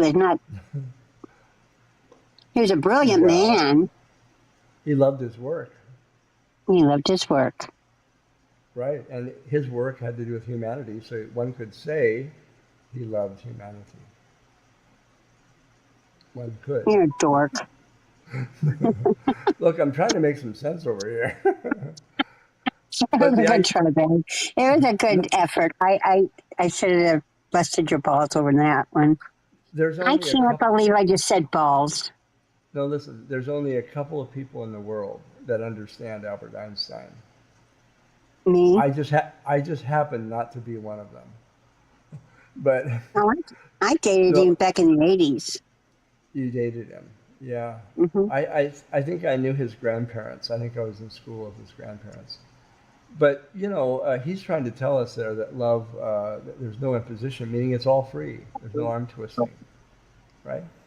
Completely, immersed in freedom, where we can't have love. Love requires freedom. There's no getting around it. If you're not free to love, then you're somebody else's puppet. Or a 2x4. Yeah. Yeah, I like the image. They say love is like jumping, like cliff diving. You've seen two people cliff diving together, right? And and the only thing about it is, settle down. The people who are cliff diving, is like love. The cliff divers they each packed the other's parachute, and now they're getting ready to jump, and they look at each other and say, "Did you pack it right?" And well, I packed it the same way you packed mine.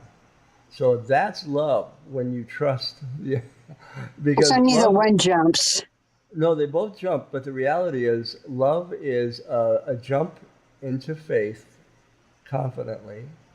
We don't control it. We control one half, the parachute we pack. We don't control the parachute someone else packed. So in your relationship, you can love the other person, but you can't control the love they offer you back. We just hang on for dear life. Yeah, Google Hangouts, Yes. Evelyn. That's right. What, Dolly? Hanging on for dear life, and I ain't jumping. Well, you know, That's my parachute. I ain't jumping. if you don't jump, you never fly. And this girl is going to be a flightless bird then, because Hey, now I don't here's know. the I guess I could jump. I could jump. Dolly, and I know you can.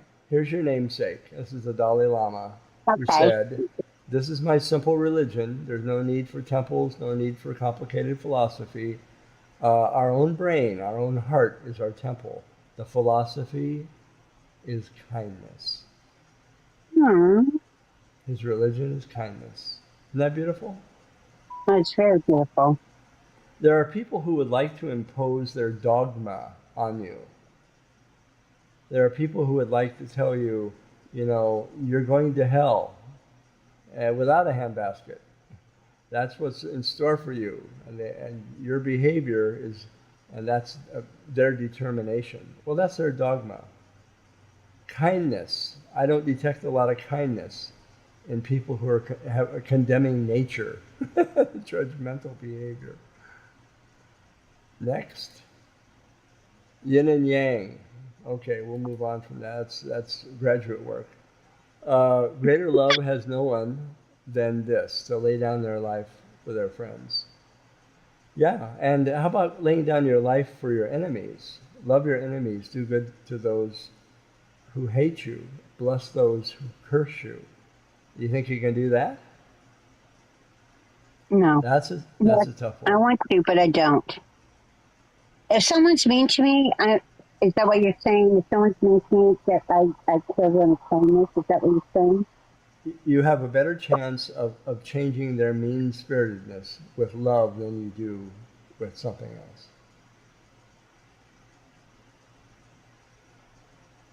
Yeah, Vigilum is a nerd, but so was Einstein. And there's a nerd in all of us, I suppose, right? Einstein had really pretty eyes, though. Oh, what do you think about If you his? look at his eyes, you could see that he was a kind man, or there's something in there. I don't know Oh, if it was a kind. lot inside, yeah. What do you think of Einstein's hairstyle? I have the same one. I have it done weekly.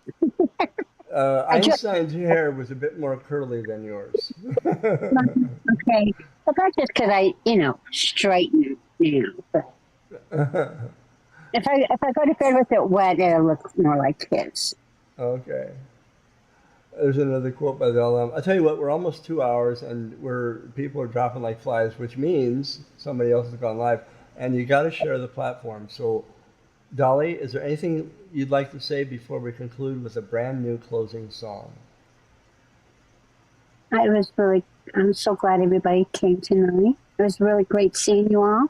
And Pebbles. She must be busy. Yeah, well, we'll reach out to her. Okay. So And you're so okay? I highly like you. You what? I highly like you. You like me? I like you. So you're in like with me? I'm in like with you. That's good. That's good. That's a good thing. All You right, know, so we'll do our my daughter. closing song. Okay, hold on for one thing though. Now that my daughter is a full grown woman and she has two little dudes of her own, I've always loved that girl. She has always been my baby, and I've always loved her. But now that she's an adult and we're more on the same plane, or she's more like the mother and I'm like the disobedient daughter, but I really like her now. I really, really like my children now. I always loved them, but I didn't always like them. But I really, truly like the people that they turned out to be. And I think that's a great love. Right. To be able to say that you really like somebody that you truly love. If they didn't turn out to be someone you like by certain behavior, let's say, you would still love them, though, wouldn't you? I would still love them, That's right. but and I probably would still like them. But man, I mean, I respect them, and I'm proudful, and I'm thankful, and I got really lucky. Well, in Jesus' day, they said the greatest thing a woman can do, 2,000 years ago, in the Palestine, the greatest thing a woman can do is to raise a child well. And you did that. And that's I hope to so. your credit. Yeah. I hope so. Yeah, Okay. really. Thank Okay, you. I'm ready for your song. Thank you all for being here. And let's see, what else am I going to say here? Thank you, Stella. You're very welcome, Evelyn. Angela Critters, Jeff, Vigilant, Phil, everybody, whoever's here, Carla Ray. Sorry, I missed a lot of people. Thank you sincerely for being here. We'll try to Thank do this you. again. So this song is it's an oldie but a goodie, and it's about traveling, right? And it's What's going about around love? it. No, listen, it's about like, not love, and so we have to sometimes realize what like is. So let's go with Del For heaven's Shannon. sake, this better have a happy ending. Listen, We will have words when this is over. silence, woman. The first two songs did not have a happy ending. That All is right, not love. You said you didn't know what love is? Well, by God, I'll pick out the music next time. Dolly, love is Yes, patient. babe. Love is patient. Love is kind. Love is long suffering, which I'm suffering right now. Okay, here's Del Shannon, Little Town Flirt. For her, and you're gonna get hurt. Yeah, I know it's so hard to resist the temptation of her tender red lips, but you can get hurt. Yeah, you can get hurt. Fooling around with that little town flirt. Here she comes with that look in her eye. She plays around with every guy that goes by. Yeah, I know she's gonna treat you wrong, so your heart just better be strong, 'cause you can get hurt. Yeah, you can get hurt, fooling around with that little town flirt. I know how you feel. You think her love is real. You think this time she'll be sincere. But you think you got a paper heart when she starts to tear it apart.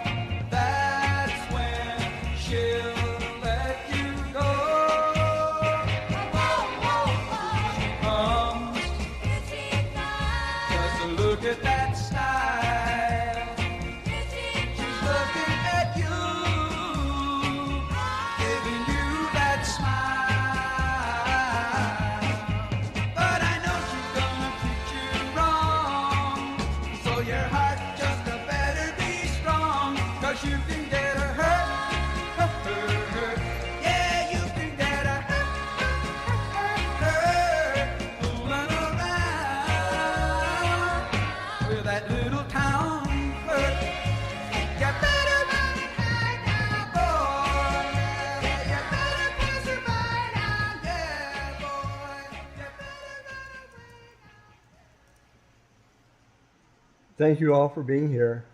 Yeah, his life ended rather tragically. He took his own life. He was in depression. Thank you and good night, and see you next time. See you somewhere else, maybe tonight. Bye-bye.